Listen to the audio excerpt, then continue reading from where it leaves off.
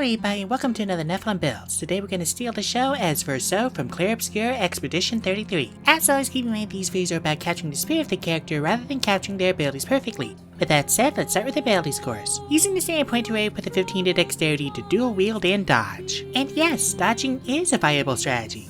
If you're a pussy. After that's the 14 in Constitution. Can't promise we'll survive cutting ourselves in half, but I can get us a crap ton of HP. Up next is the 13 Charisma. Verso is actually pretty charming. Until you remember what he did to Gustav. We'll put the 12 in the Strength of Athletics and then the 10 to Wisdom for Survival. Lastly, we'll dump Intelligence. So the plan was to make Aline lose so Renoir could destroy the canvas and make her actually face and process her grief. Cool, got it, I can get behind that. Everything there was fake anyway, no more real than any ultra-advanced full-dive VR game like from Shangri-La Frontier or Infinite Dendrogram. But if that's the case, then why do anything at all? Aline was already losing. The countdown on the monolith was literally a timer for how much longer she could hold Renoir back. And don't tell me he didn't know. He specifically didn't let Maëlle read Alicia's note so that she wouldn't know.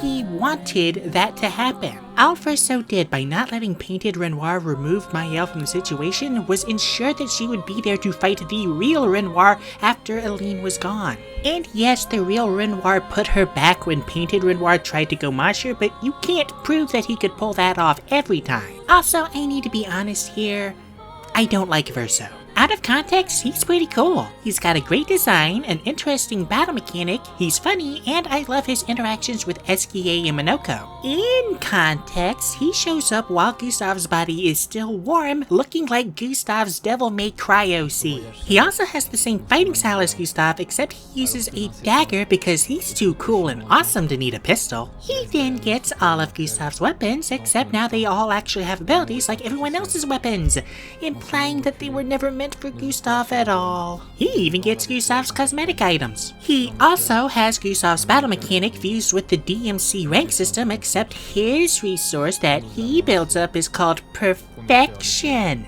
because he's perfect. He also has all of Gustav's skills, including the locked ones you couldn't access before. Except instead of doing lightning damage, they do light damage. You know, the hero element. Speaking of hero, Verso immediately becomes the new de facto protagonist, becoming the character you control while in camp. This is also when the relationship system kicks in, letting you get everyone's gradient attacks. He also gets to start a romance with either Lune or Ciel and effectively becomes Maëlle's new adopted brother. Yes, I know the twist, you know the twist, but neither of us knew it at the time. So, in short, Verso stole Gustav's look, his flow, his gear, his party role, his potential love interests, and his goddamned little sister. And if that's not bad enough, his ending is objectively the good one. Yes, I said objectively. I don't care what the writer said about wanting both endings being somewhat bad, they're wrong. The canvas isn't real, and even if it is, forcing both Painted and Ghost Versos to keep existing when they don't want to is fucked, and Verso's ending allows the Desandra family to properly process their grief and reconnect as a family. Fuck this guy. Also, sorry to Marsman, I know you've been asking for him, I promise the build will be good. Speaking of, for species we're going to go with human. We'll get resourceful, pick performance, and take the tough feats. We'll make a custom background, putting your increases in the charisma and constitution. We'll also pick perception and survival, get painter's supplies for actual lore reasons, and take the magic initiate wizard feats. We'll take prestidigitation for effects, choose strike for some hero damage, and magic missile for rapid free shots. Credit where it's due, Verso is probably the best character for free game builds. Moving on to class, Verso's a charming swashbuckling adventurer with an instrument, so we're going to start off as a bard. We'll get charisma and dexterity saving throws, and pick athletics, acrobatics, and deception for skills. We'll also be proficient with light armor, simple weapons, as well as the dulcimer, the lyre, and the zelkun,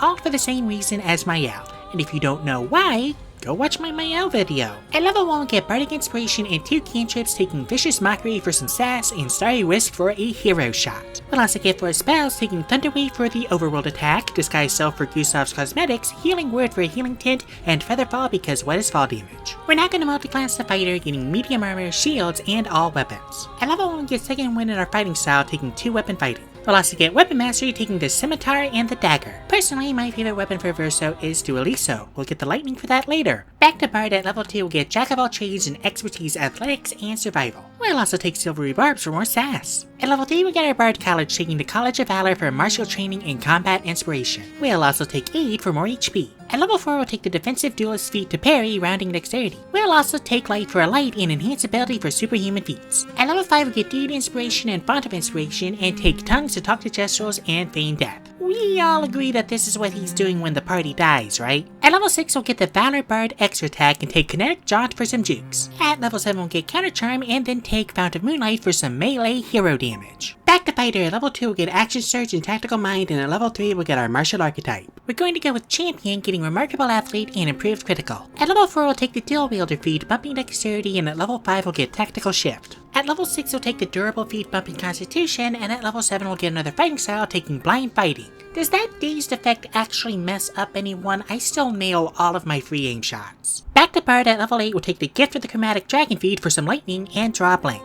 At level 9 we'll Expertise, Acrobatics, and Performance and take Greater Restoration for Purification. We'll also draw another blank.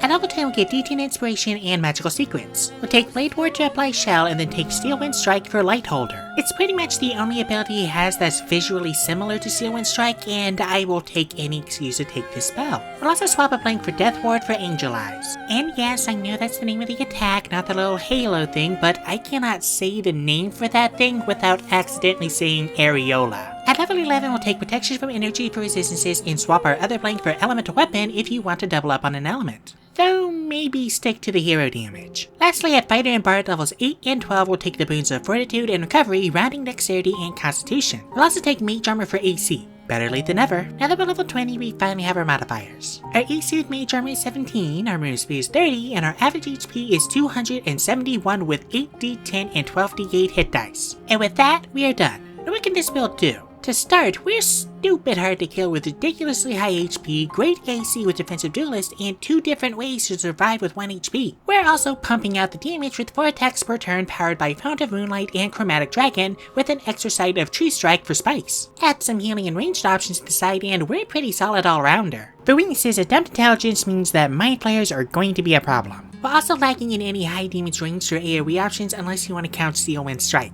And for a flavor loss, the nature of Verso's skills and unique mechanic means it's damn near impossible to replicate any specific skill. They're all visually just slash them with hero damage. Weaknesses aside, we're still quite versatile. Thank you guys so much for watching. If you'd like to support my channel, there's a link to my Patreon down in the description. $1 a month gets you 2-day early access to my videos, while $3 a month gets you access to exclusive content, such as my collection of homebrew subclasses. Let me know what you thought of this video down in the comments, and I'll see you all next time when I make Hornet from Hollow Knight Silksong. Time to say goodbye until next life.